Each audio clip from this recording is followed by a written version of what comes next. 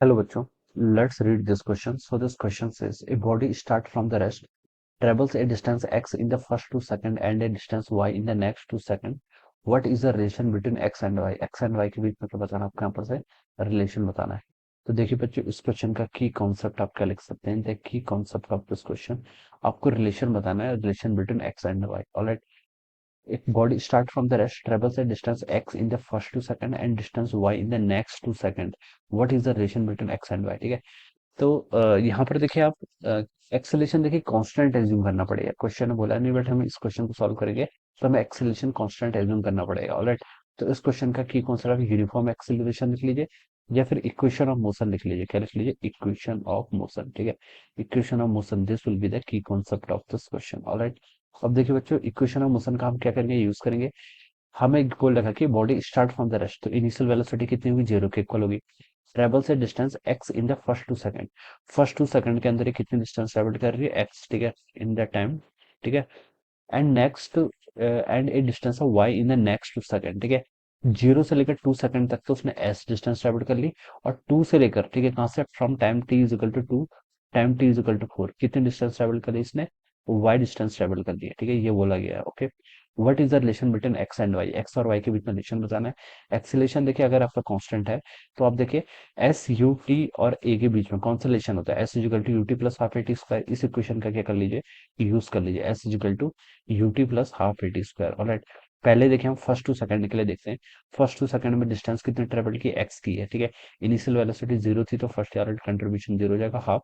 Acceleration आप ए मान लीजिए, कितना टाइम लगा, 2 सेकंड, तो यहाँ से आपका 2 का स्क्वायर आ जाएगा। ठीक है, तो इसको अगर हम सॉल्व करते हैं, यहाँ से x की वैल्यू कितनी आ गई, 2a के इक्वल आ गई। ठीक है, यहाँ से 2 से आपका 1 2 कैंसिल हो जाएगा और 2 इंटू 2 हो जाएगा।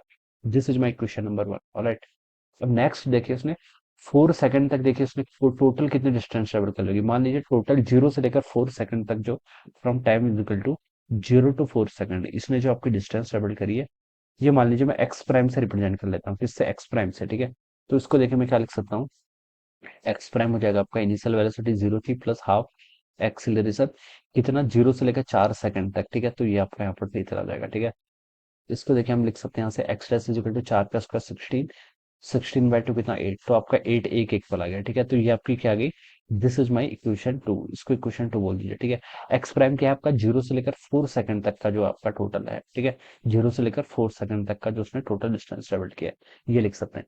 अब देखिए बच्चों ये आपका 0 से लेकर 4 सेकंड तक का डिस्टेंस है। ठीक है, और इक्वेशन 1 क्या है आपका, 0 से लेकर आपका 2 सेकंड तक है। ठीक है, तो इन दोनों को अगर मैं सब्ट्रैक्ट कर दूं, ठीक है, तो अगर मैं क्या कर लूं, यहाँ पर से एक्स डैश माइनस एक्स कर लूं, ये किसके इक्वल आ जाएगा, 8a माइनस 2 6 a के इक्वल।